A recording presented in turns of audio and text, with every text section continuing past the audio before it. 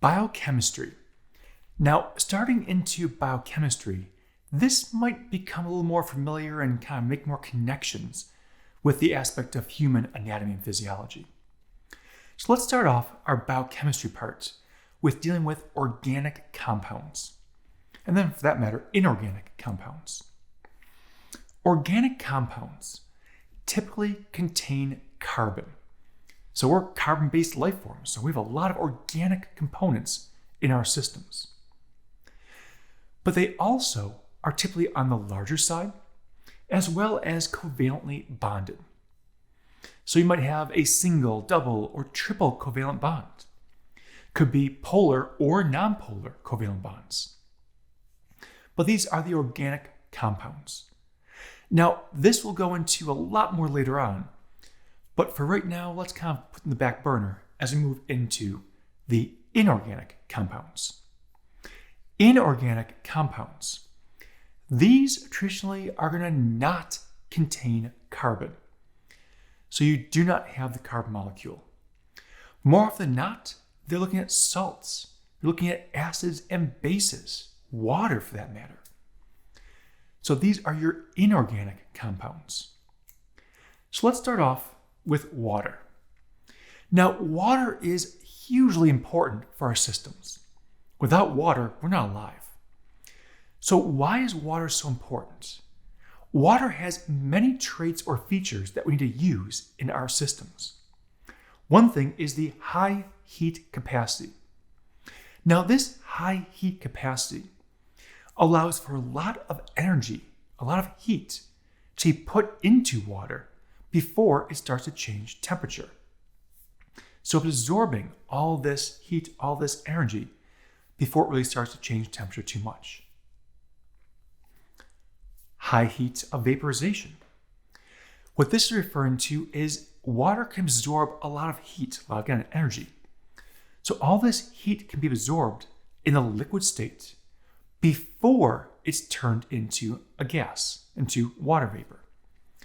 So we have a high heat of vaporization, allows it to bring a lot of heat in and store it. You also have cushioning.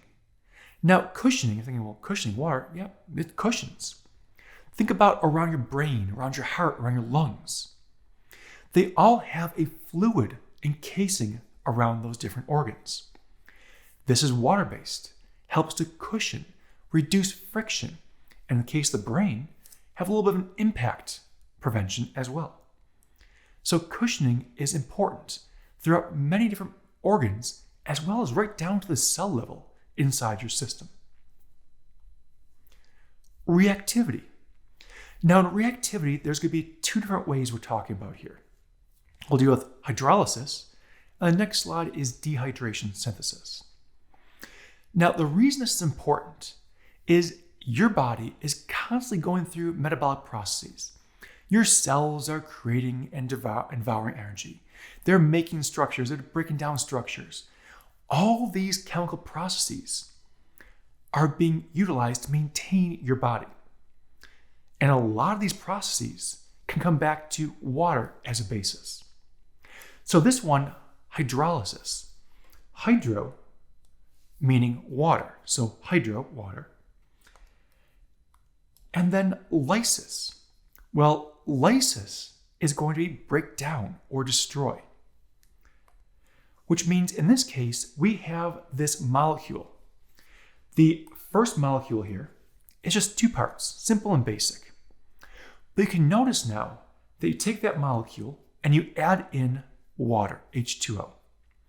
That molecule of water, that H2O, allows the breaking of the bond between the two monomers, the ones that's like a tan color and green color. The way that works is on the one monomer, you then bound OH. The second monomer bound H. That's your H2O. It broke apart, broke the bond, and created two separate components. So the idea of hydrolysis, hydrolysis, breaking down by using water. Moving on to the next reaction, you're looking at dehydration synthesis. Now, dehydration synthesis. The term dehydration means to remove water. Synthesis means to put together or build. That means dehydration synthesis literally means removing water to build. So we have two monomers here, two individual pieces. By putting them together, you're able to remove a water molecule. You can see right here is your H2O in blue. By taking that water molecule out, you're dehydrating and forming a bond between the two pieces. Dehydration synthesis. So either adding water in or taking water out can either break or create a bond between monomers, molecules basically. Water is also known as the universal solvent. Universal solvent because pretty much majority of things can dissolve into water. So you put something in water, it dissolves. Great idea of the universal solvent.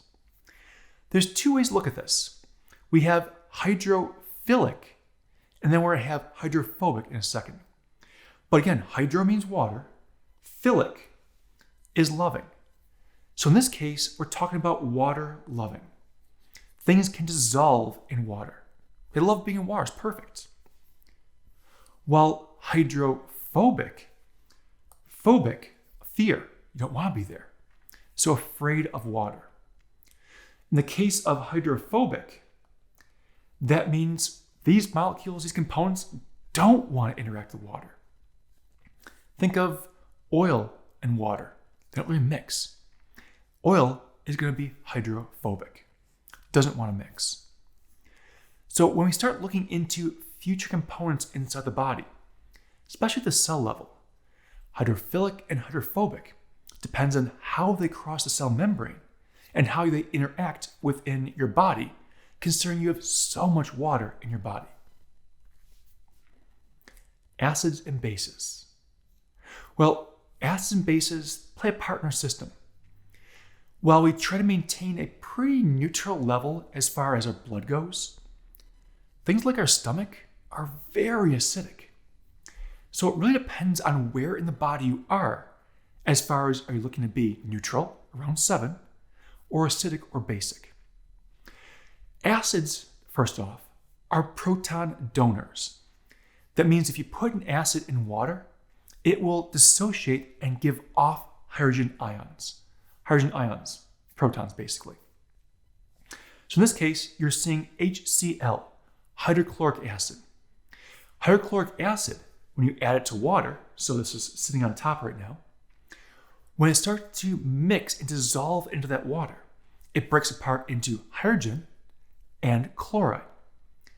The H plus is what gives the acidic nature to it. So the H plus gives that acidic nature. But bases, on the other hand, are going to accept hydrogen ions. So here we have NaOH, sodium hydroxide. Sodium hydroxide sits on top of water, give it a little bit of chance to dissolve into it. What happens? The sodium and the hydroxyl groups separate. You get Na, sodium, and then OH, the hydroxyl group. So OH is the hydroxyl group. OH can very easily accept a hydrogen ion, hence why it's called now proton acceptor. When we start looking at the pH scale, acids and bases, it goes from 1 or 0 basically, up to 14. It's all based on the concentration of hydrogen ions. Now I have down here the negative log of the proton, H+. You don't need to memorize the formula, but that's what they're using to calculate the concentrations of hydrogen ions for pH, basically. If you're at a 7, so right here in the middle, you're nice and neutral. You're not acidic, you're not basic. But if you notice, blood is listed as 7.4. Really, blood's kept between 7.35 and 7.45. It's just a little bit on the more basic side. But in all purpose, it's pretty neutral. But we look at some of the other things. For example, this lemon juice and vinegar down here. That's the equivalent of what your stomach is. Your stomach runs on hydrochloric acid that's roughly a pH of 2 or 1. So it's a more acidic component. Now if you're saying, well, if it's such a strong acid, why doesn't lemon juice or vinegar hurt us? The level of acidity, pH of 2, isn't what necessarily hurts, it's the concentration of it. So there's other things like nitric acid could very easily burn right through your skin, but lemon juice is more dilute. It's not going to go burn through your skin. Vinegar, what you typically see and use around the household is a 4% vinegar. That means it's only 4% of vinegar in that whole solution. Sometimes you can actually get a hold of industrial level vinegar. It comes in at 40% vinegar. That's something you don't want to mess around with because it gets stronger and stronger the higher the concentration goes. On the flip side, looking at things like bleaches or ammonia, getting up to the more basic side. So if you've ever had any contact with bleach, it's kind of more slimy. Usually that's more of an indicator of a base. So this whole entire system, pH from 14 down to 1 or 0, is your pH scale. Your body tries to keep most things around that neutral range. Your blood, 7.35 to 7.45. You have your saliva in there. You're going to have different secretions into your GI tract. But there are some exceptions, like the stomach, for example, that have a different pH. The way your body works to keep this in check, though, are buffers. Buffers are going to be solutions that try to minimize changes in pH. They're trying to resist these changes. So you can see we have the carbonic acid, so that's going to be H2CO3, and then bicarbonates, HCO3 minus. This is referred to as the carbonic acid bicarbonate system. What's happening here now is you start looking at the way it works. You're going to have the H2CO3 on one side of this arrow, HCO3 minus plus a hydrogen ion. That hydrogen ion dissociated.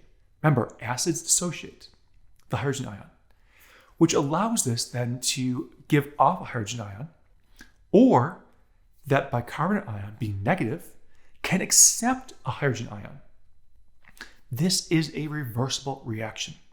Go back and forth, either helping to increase or decrease pH depending on what's necessary. And that's one of the main ways your blood is maintaining that 7.35 to 7.45 buffered range. So buffers, not just in your blood, but they work throughout your entire GI tract also. So a lot of systems in your body are using buffers. And back to electrolytes again. We've mentioned these before, just kind of make sure we're keeping the same page here. Inorganic salts, so the inorganic components. This is really a lot of what your body uses to build and make things. I have here sodium, have chloride. You're using these in many different body systems. For example, that sodium ion, sodium is used in nerve transmission. So all of the nervous impulses. You're using it in your muscles for muscle contraction and signal transduction. So there's several different, very main important things that these electrolytes use. So we're looking at the positive negative aspect, the ions, cation, anion, as well as how they're helping to buffer and balance out our systems with the addition of acid bases.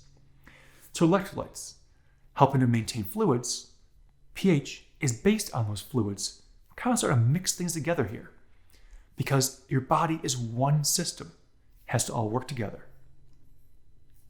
So pH, looking at acids, looking at bases, looking at electrolytes, water, organic, inorganic. We're starting to put this body together. The idea is we're building our chemical structure to understand how our body works.